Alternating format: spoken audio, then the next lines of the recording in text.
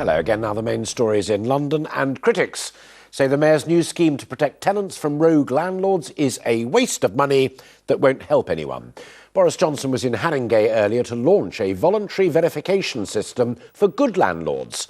The housing charity Generation Rent says it won't work because dodgy landlords won't sign up.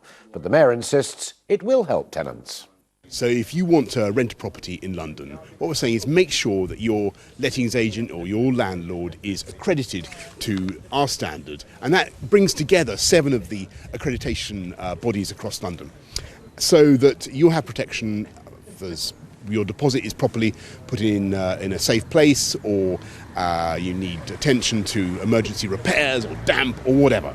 Everything that a tenant deserves in a rental market that is becoming stronger and stronger, where I think 2 million people in London now rent. It's absolutely vital that we crack down on rogue landlords. The Mayor speaking earlier. Now, a new report suggests that London could have the highest levels of cocaine use of any city in Europe. Researchers examine levels of illegal substances found in sewage to look at drug habits across Europe. Levels here in the capital are nearly double those recorded in a similar study 2 years ago.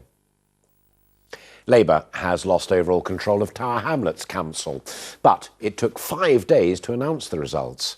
There were several recounts after the local elections last week, and then delays were blamed on the large turnout of voters. It comes alongside an investigation by the Electoral Commission looking into claims of intimidation at polling stations in the area. ITV News has been given an exclusive look at the new intercity trains soon to take to the tracks in the capital. The Bullet-style trains will run between London, Glasgow and Swansea. The upgrade is costing nearly £6 billion, and it's hoped it'll reduce overcrowding on the network. We are struggling to carry everybody, so we need the capacity of the new trains, and the new trains are going to be 5 times more reliable than the current diesel fleet. You know, British Rail built the existing high-speed trains in the mid-1970s. Now James's weather.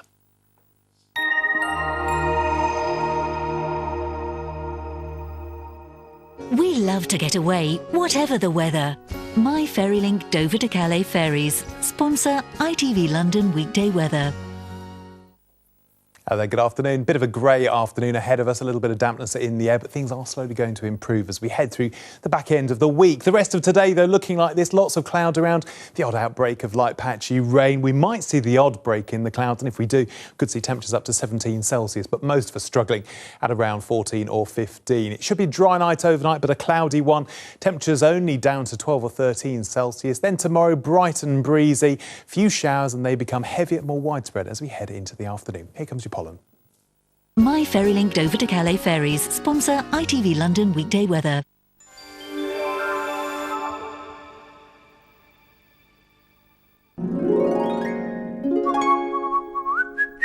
The Pollen Count, sponsored by Checkatrade.com. Checkatrade.com.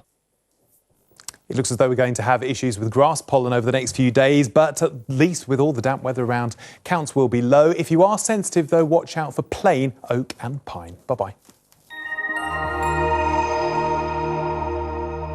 And finally, a death-defying free climber has filmed the moment he dangled from a crane over central London using just one hand. 23-year-old James Kingston broke into the building site on London's South Bank earlier this month at sunrise, managing to evade security. The tower is currently being refurbished and, when finished, will stand more than 150 metres tall. And that is it for now. Nina Hussain will be back with the headlines at 6. Until then, a very good afternoon to you. Bye-bye.